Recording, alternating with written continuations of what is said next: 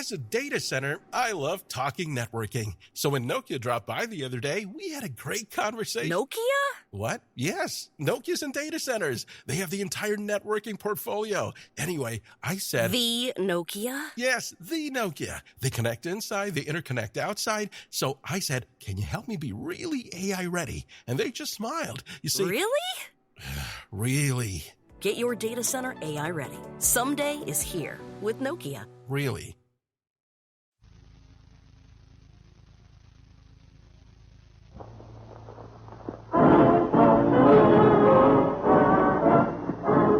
Listen while the makers of Rexall drug products and 10,000 independent Rexall family druggists bring you Dick Powell as Richard Diamond, private detective.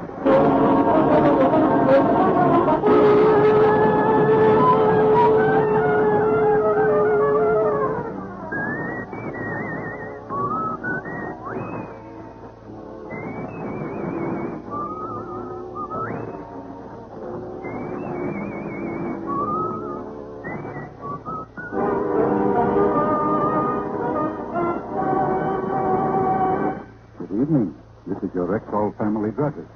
Speaking to you for the 10,000 independent druggists who have made the word Rexall part of our own store name, and who recommend and sell the 2,000 or more drug products made for the Rexall Drug Company. Like Rexall milk of magnesia, for example.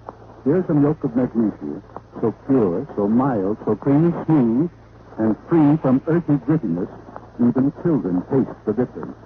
Ask for Rexall milk of magnesia at Rexall drugstores everywhere. And remember, you can depend on any drug product that bears the name Rexall. Good health to all from Rexall. Now your Rexall family druggist brings you another exciting half hour with Richard Diamond, private detective, starring Dick Powell.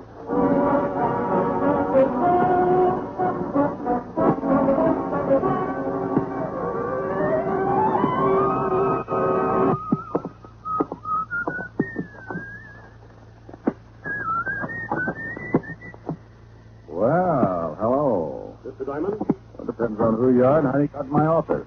I got tired of waiting in the hall, so I presented a scrum room with a $5 bill. So it cost you $5. $5 bill. So? My name's Roger Blake, Vice President of Intercontinental Indemnity in Bond. My company holds an insurance policy with... I don't know what you want, but doesn't a big company like yours have some pretty good insurance detectives? Yes, but none of them have been able to do any good. Oh, what's the problem? The jewels were stolen. That's a pretty good problem. The jewels were stolen from Mrs. Carter's safe some 3 months ago. Until yesterday, neither our men nor the police had a clue as to the thief. Thief? Only one? Only one that we know of. Last night, we got a tip that a certain man was responsible for the theft. That he knows where the jewels are hidden. Police been told? No, and for a very good reason. This man is being held in Havana, awaiting extradition this weekend. When he gets back, he's bound to serve at least 10 years, and we are due to pay off Mrs. Carter's policy by Monday noon of next week. And you want to know where he stashed the jewels before they put him away? Exactly. Well, now, let's see. This is Thursday. You haven't much time. Yes, we must hurry. It's reasonable to believe the jewels are someplace in Cuba. When they extradite him, he will leave and the jewels will remain behind. Oh, what's his name? William Carnes. Wanted in this state, 2 counts of forgery. Yes, that's the man. Now, what makes you think he knows where the jewels are? As I said, Mr. Diamond, a tip. My own source of information, and usually quite reliable. What do you want me to do? Do your utmost to find out where the jewels are before Carnes is extradited. When are they sending an officer down to pick him up? Today or tomorrow. You must beat them there. Well, then I'll have to get a search permit and ticket. You can take care of the permit this afternoon. As for the ticket, I have one here on the 6 o'clock train. Well, now, here, don't rush things. Maybe I don't like the town. I'll give you a $500 retainer now, and another $500 when you deliver the jewels. Oh, well, I'm always asking stupid questions. Several things to remember. My company wants credit for recovering the jewels. Of course. The police are not to be told, as they may cause delay. We haven't the time. Well, if this Mrs. Carter knows the jewels have been recovered, won't she be glad to give you an extension? No, indeed. She'd rather have the $800,000. Makes sense. Here's your return ticket. No, something else. If Carnes is taken away before you accomplish your mission, wire me at the Plaza in Miami Beach. If you have the jewels, fly to Miami, where I shall meet you. If you don't succeed, may return to New York, and the incident will be forgotten. If I get the jewels, I'm to meet you in Miami? I'm leaving on a vacation, and I would like to return with the jewels myself. As I said... Your company wants the credit. Exactly. You paid me in 5 crispy, crunchy $100 bills and left the office. So I left also. When a man like Roger Blake walks in, offers me the total sum of 1,000 iron men to locate $800,000 in missing jewels, things start confusing me. I have a habit of putting myself in a prospective client's place and then asking the simple question, why? I decided if I were Mr. Roger Blake, I might gladly pay $1,000 for a chance at an $800,000 jackpot. I headed for the 5th Precinct Police Station to do some checking. Oh, hello, Rick. Hello, Murph. Where's Otis? In with the lieutenant. I'm taking over for the next couple of days. Taking over? What's the matter with Otis? Oh, he's leaving town tomorrow morning. Extradition job. Extradition job. Otis? Otis. Wouldn't by any chance be Cuba. Certainly would. How'd you know? Well, he can't be going down there to bring back a criminal. Got to be about a gorilla or something. Somebody he can talk to. He in with the lieutenant? Yeah, go ahead. Let me know what you find out. Oh, what difference does it make? Who's going to believe it anyway? You don't have to speak the language, Hornhead. Somebody will be there to meet you. Oh, hello, Rick. Well, good afternoon, Lieutenant. How are you, Sergeant Loveloon? Como está Puino, amigo? Oh, an accent from Old Castile. By way of explanation, Otis is going to Cuba. how did you find that out? Murph told me. I'll have his badge. Outside of this office is to be considered nothing but an ugly rumor. But I am going. I'll Yes, you am. Walt. Don't look at me, Rick. It's the commissioner. I've sent the police psychiatrist up there to see him unofficially, of course. The old man told you to send Otis? Right over that intercom. Well, he must have given you a reason. That's like blowing up Boulder Dam to take a shower. Now, what kind of a remark is that, Chalmers? I've been trying to think of that all day. Otis, go home and start packing. I'm packed. You just found out about it this morning. How can you be packed? Walt, a package of Santan, a gross of Blue Jay corn plasters, and his book on 301 things a bright boy can do. He's packed. Okay. You leave tomorrow afternoon. Go get your papers. Right, Lieutenant. Puino Dios, So, Who did you say he was going to bring back? William Carnes. You remember him.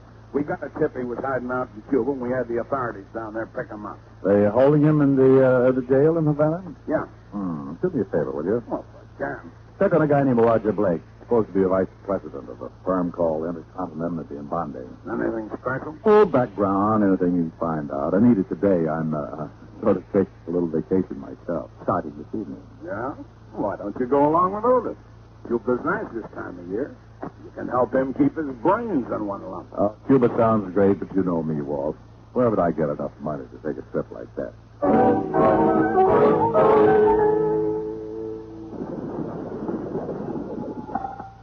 Diamond talking. Walt, nothing wrong with Roger Blake, Rick. Hmm? The vice president of the bonding corporation, like you said, married once, wife died 4 years ago. Has a brother somewhere in the West, William Blake. Nothing on him. What else? Well, let's say, vacations in Florida every year about this time. Used to be in charge of the Cuban office of Intercontinental, whatever that is. And you working for him? You're getting nosy now. Well, he's got a good record. Gambles a lot when he's down in Florida, but who doesn't? How about his financial statement? Not bad, not good. He's got about $15,000 in the bank. Okay, thanks. I'm in a rush, Walt. Well, have a good time. You'll hear all about it.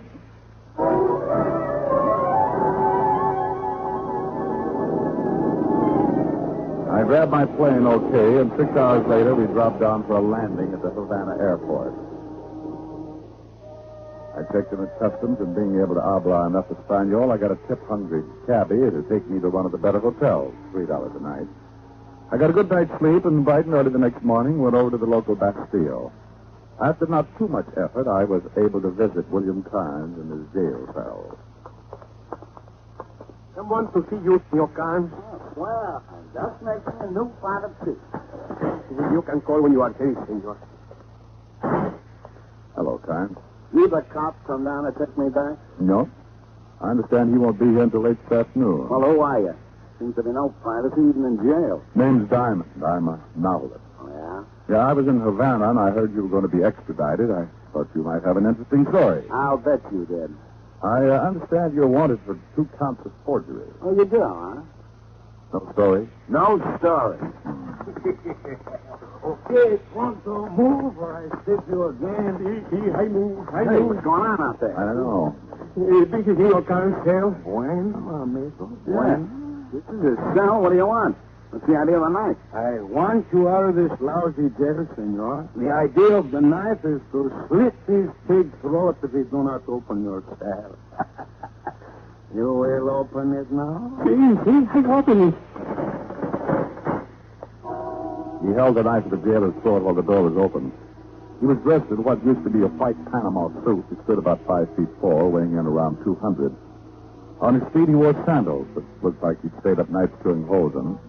On top of his head, covering his shaggy black hair, was a straw hat, and stuck in his fat lip was a long black cheroot. Between the smell of garlic and cigar smoke, I began to feel what it might be like to come face to face with a billiards dragon. Senor Carnes, vámonos. Who sent you? Hey, friend. You go now, pronto. Oh, look, fella, You go too, senor. Hmm. If I had time, I would let everybody out. I don't get your angle, but I'm not squawking, okay? Thanks. Then, now, you get in the cell, jailer. Senor Diamond, you want to That's exactly what I did. I don't dicker with a dirt. I had a .38 under my arm that could have caused a lot of trouble, but I wanted to try and tail Carnes. Knowing that the law was on the way to picking up, Carnes might just head for the jewels and try to get out of the country. I went out of that building like a homesick jackrabbit, and I lamped Carnes ducking into a building about halfway down the street. The sign over the door read Eduardo's Havana Brooklyn Cafe. Made me feel right at home, so I slowed down to a sprint and went in.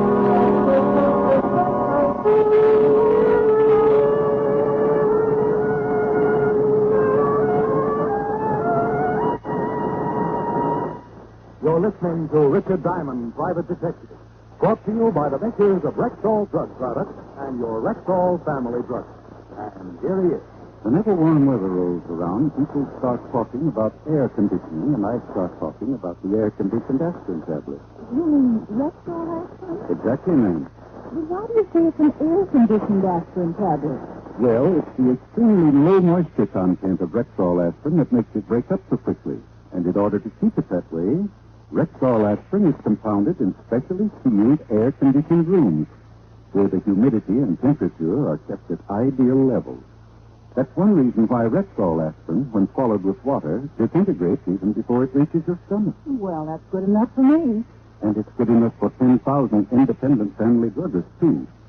Quality like that is what we're talking about when we tell you can depend on any drug product that bears the name Rexall. Now back to tonight's adventure with Richard Diamond, Private Detective, starring Dick Powell. The bar room in Eduardo's Havana Brooklyn Cafe was small and dark. Carnes was nowhere in sight, so I walked over to a long bar and watched the lazy bartender move slowly up the counter with a wet bar rag.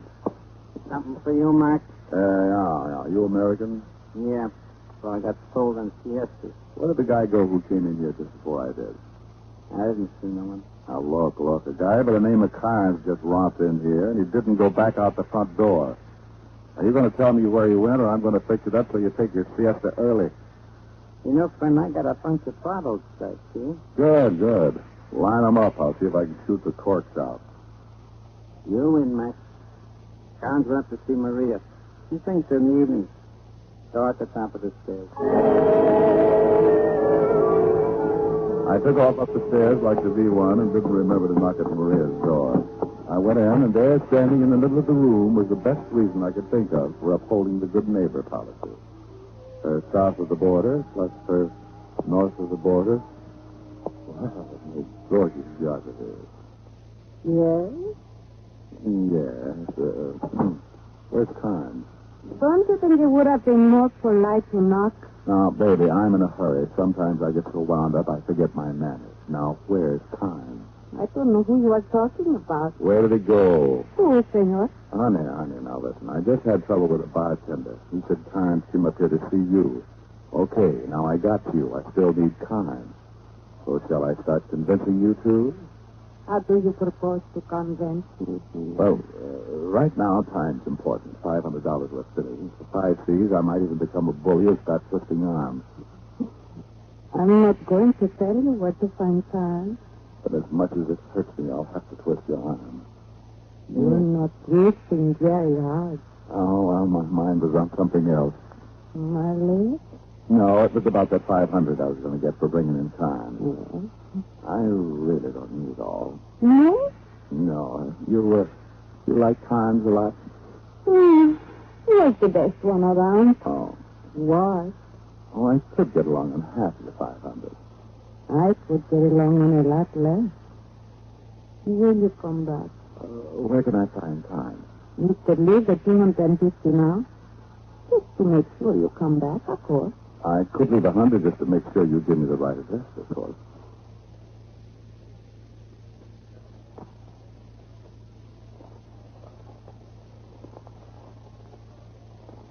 Número 3, Avenida Porteria. Oh, thanks. Forget 200. I trust you. When you come back, you can bring everything. I may be bald. I think my hair just caught on fire.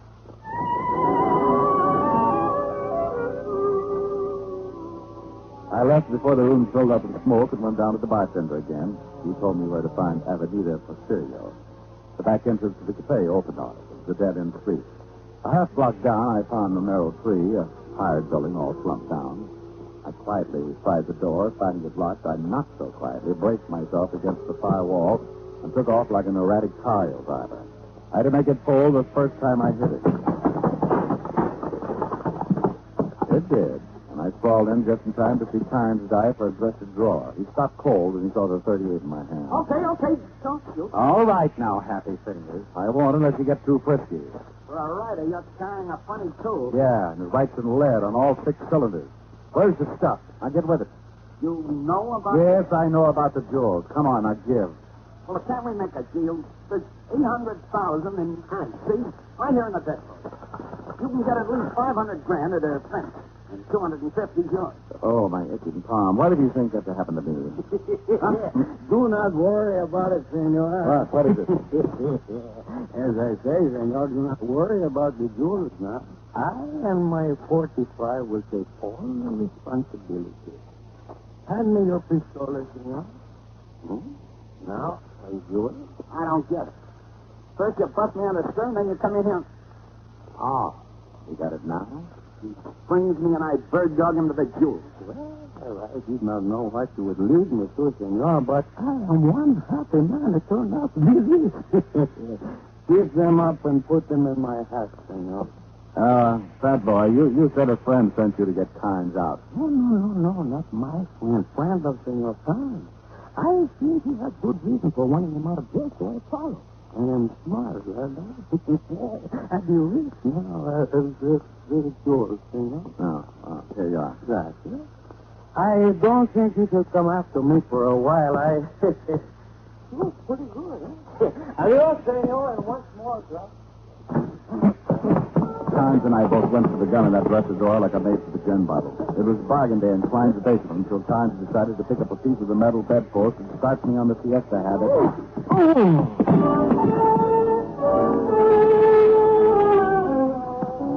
When I finally came around, well, I'd done it. Well done. I'd lost the 800,000 in jewels, William Carnes, and enough blood from my scalp wound to make a vampire to a shotty.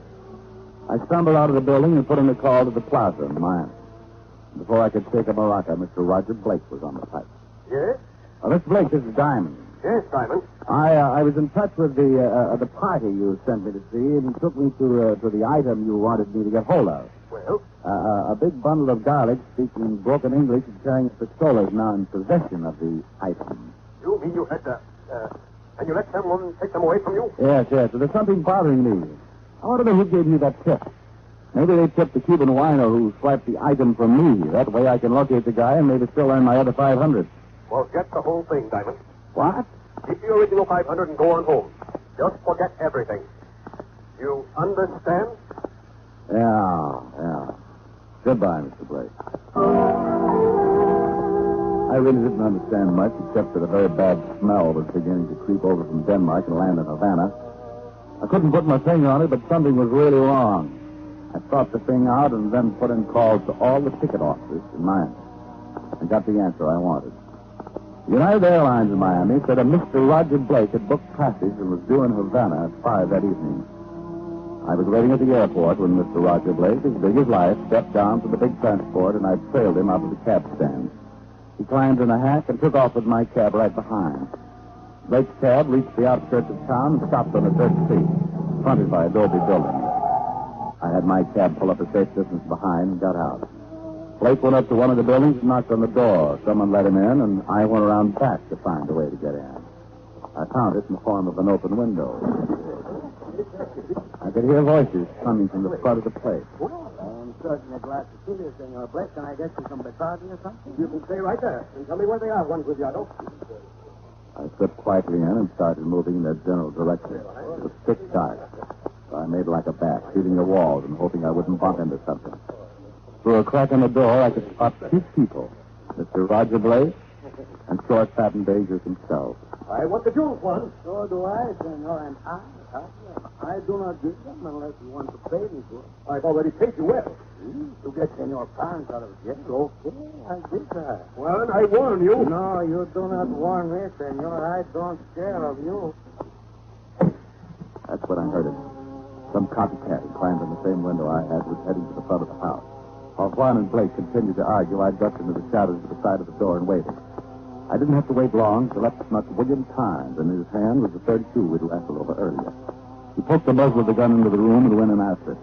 Roger Blake turned to meet him, and for the first time I saw the gun in Blake's hand. They both froze, keeping their sights on each other's breakfast. Juan took on a swamp alligator smile and sat down to watch. Well, William, I am so glad to see you again. I'll bet you are. Better drop the gun. My dear. He is your brother. Senor Times is your brother. We don't brag about it. Especially when one of us is a cheat. And the others are no good double-crossing louse. You get the police that I was in. What do you say?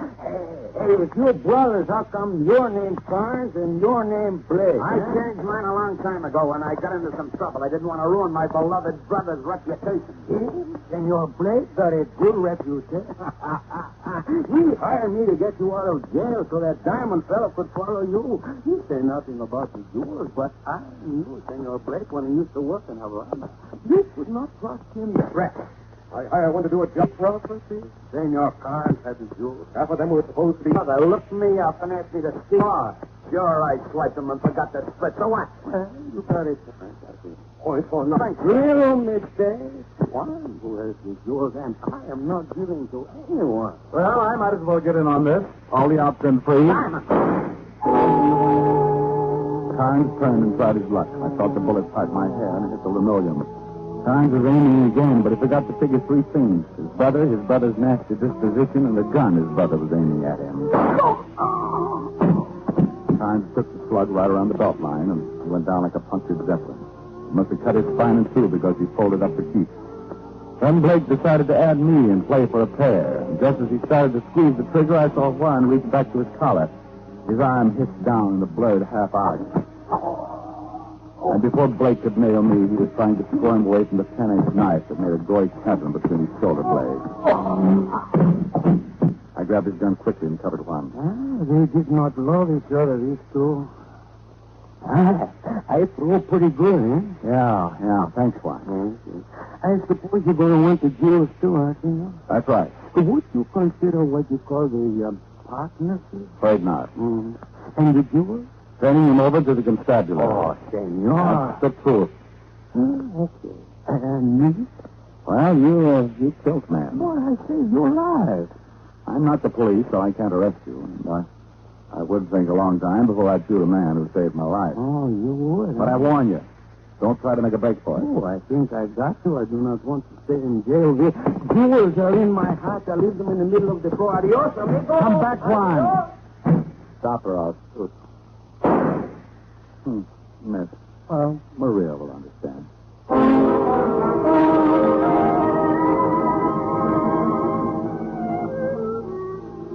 I found the phone and explained the whole situation to the local chief of police, who was just leaving to meet one Sergeant Otis Loveloon, arriving on the 7 o'clock plane from New York. I ducked out because in my blood was the call of the wild goose, and in 20 minutes I was sitting in Maria's room over the cafe. I'm glad you came back, Lisa. I didn't get that extra 500. Oh, Jim, I'm really glad. Because you must have come back just because you wanted to see me. Well, yes, that had something to do with it. You like me to play to you? Oh, sure. Love it, love it.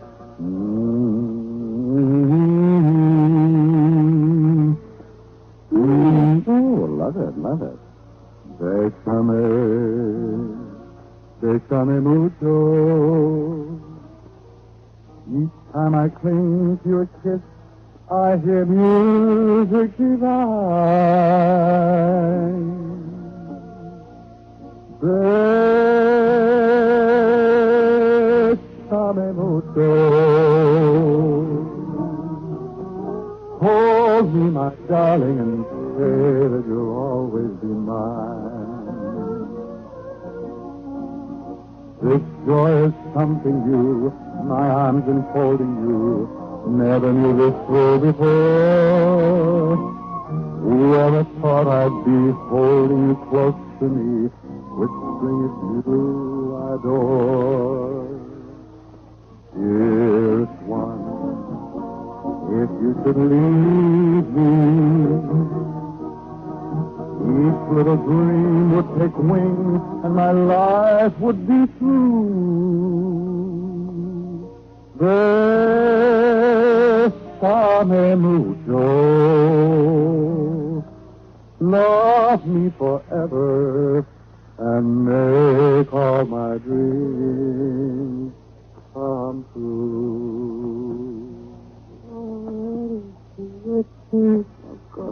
Oh, well, it's, you know, it's...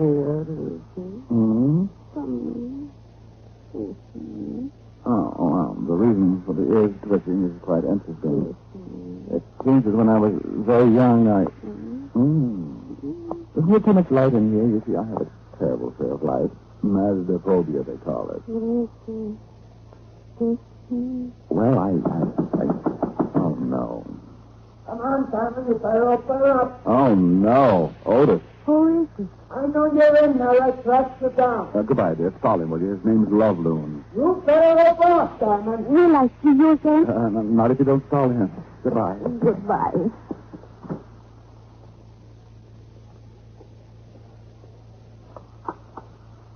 Yes. Now, look, I don't... Come in.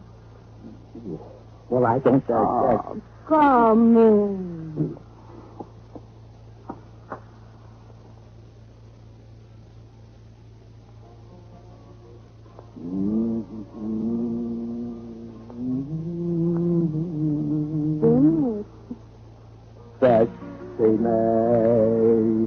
Sexy macho.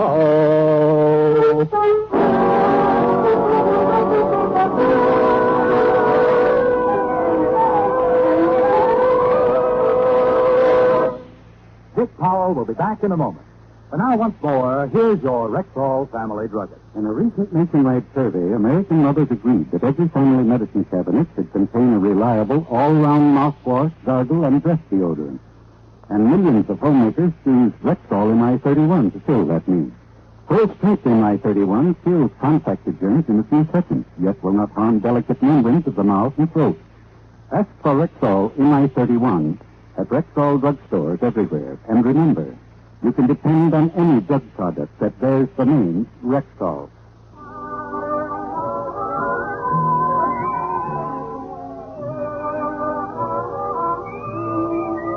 Ladies and gentlemen, this is Dick Powell. This is our first show in our new series of the Rexall Drug Company. We want to thank you and the 10,000 independent Rexall druggists for making it possible. Good night.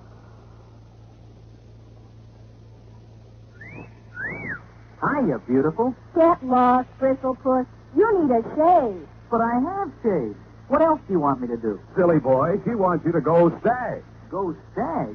But why? Because Stag is Rexall's exclusive line of men's good grooming aids. Like Stag Brushless Shave Cream.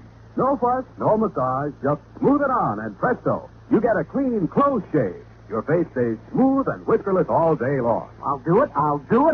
Go Stag. That's it. Join the Stag line now at Rexall drugstores everywhere. Yes, to make girls care. Go Stag. This is NBC, the National Broadcasting Company.